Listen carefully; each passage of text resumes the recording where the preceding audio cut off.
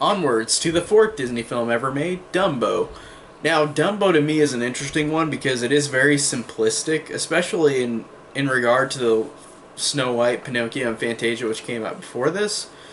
And this is the shortest one too so far. It's only like an hour long, literally, which I'm fine with because the movie runs at a really quick pace, and I think that this is a great fourth home run because I love Snow White, Pinocchio, and Fantasia, but Dumbo is, like I said, arguably the most simplistic out of those, like in the order that they were released. This is the most simplistic one so far. But this one has such incredibly likable characters, just like Snow White and Pinocchio, where I'm very forgiving on why I love this movie so much. I think this is another classic that never gets old. Rewatching it again, I think that the characters, the music, the simplicity of it makes it so immensely entertaining and so emotionally investing. I love how we've got a main character who literally doesn't speak at all, like in the movie.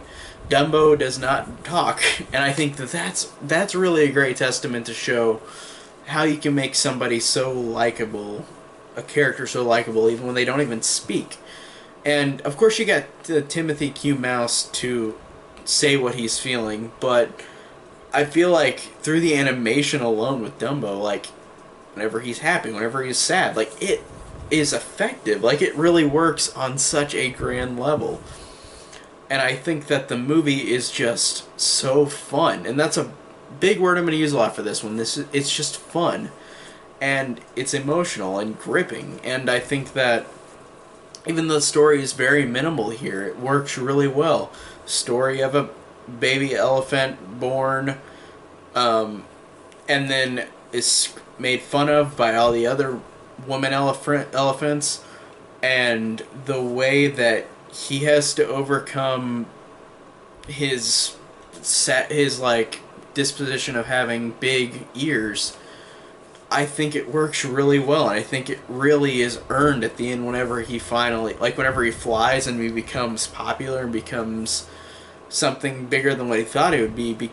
But I love how it takes such a long time and a great build up to give him this happy ending, because this character, the way that he starts out is just a ridiculed, like he's born and is ridiculed immediately. He loses his mom because kids start tugging at Dumbo, like pulling his ears, kicking him, and like the mom just spanked the kid, and like then she was taken away, and the humans made it look like she was just a crazy elephant because of doing that, but she was just protecting Dumbo. So Dumbo literally has no mother, he has big ears, and he is stuck doing something that he doesn't understand since he's a baby. And I think that that works so well with all those elements to build up the sadness to the happiness, and it works really well in that factor. And all the characters, again, are so likable or unlikable. I thought that, like I said, Dumbo is a character that literally does not speak, he at all. And he gives so much personality because of the animation that still holds up today. And Timothy Q. Mouse is a fun character. Like, he's a fun sidekick. He's like Jiminy Cricket the more I think about it, rewatching it. Like, he felt like Jiminy Cricket in a way where he was not like a conscience, but he was just there to help him get through hard times. And that made him really likable, too. And I really liked the crow characters, which, of course, are considered racist now, but I thought they were fun. Like, it was like they were just these cool hip characters, and I know it's racist, whatever, but I thought that they were really fun and entertaining, like people to find on this journey with Dumbo. And I thought that they really were entertaining. Like they had the best song I think in the movie, and all the music's good, but I love the song When I See an Elephant Fly. I think that they were great singers for that, and I thought that whenever it gets to the ending, the last like 30 seconds of the movie where they sing the song again, but it's got all the characters singing it. Whenever Dumbo gets his happy ending, it's great. Like And I really dislike the other elephants who are like just complete bitches to like the one elephant who has Dumbo, who has the big ears.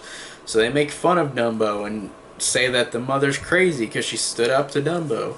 And I like how you got such unlikable characters too, and the way they're animated too. Like it shows how horrible they could be. And I really thought that all the characters in this, whether they're likable or unlikable, were so interesting and so had such a quality to each of them that it still holds up. And I love how this movie has a lot of randomness to it, but I feel like it blends in well with the movie, like it doesn't take me out of it.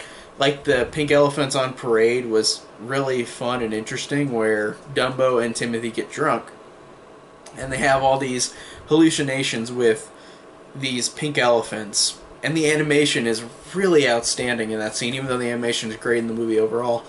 But the animation in that scene is great, just showing all these different elephants either becoming different elephants or becoming giant, becoming small, showing their heads all together, like talking, like it's a weird thing. And I like how it ends and transitions back into whenever Dumbo and Timothy wake up in a tree, where you see all the pink elephants floating down and they become the clouds. And that's a really cool image. Like that really, in terms of animation, like that was a clever way to incorporate that and bringing it back to whenever they're sober. I thought that was really cool. And I think the movie overall just has a great score, the great music, like throughout. Like I think it's a circus type of music, the way that they play it, and it works really well.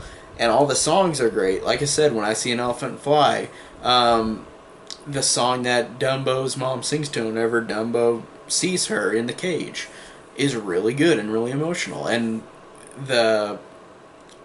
there's a lot of little songs, but they're pretty good too, but those are the two big ones. And overall, I think that this one is still a fantastic Disney movie. And I know you can argue about the simplicity of it, but to me, this one is just so fun and so inspiring. Like the way that you can have a character that doesn't even speak, and you can have all this weird stuff happening, but it works well together in the narrative. And the score is great, characters are great. Overall, just it's an immensely likable movie. I think one of Disney's most likable, simplistic movies, but that doesn't have to be a bad thing. Overall, I think it still is fantastic.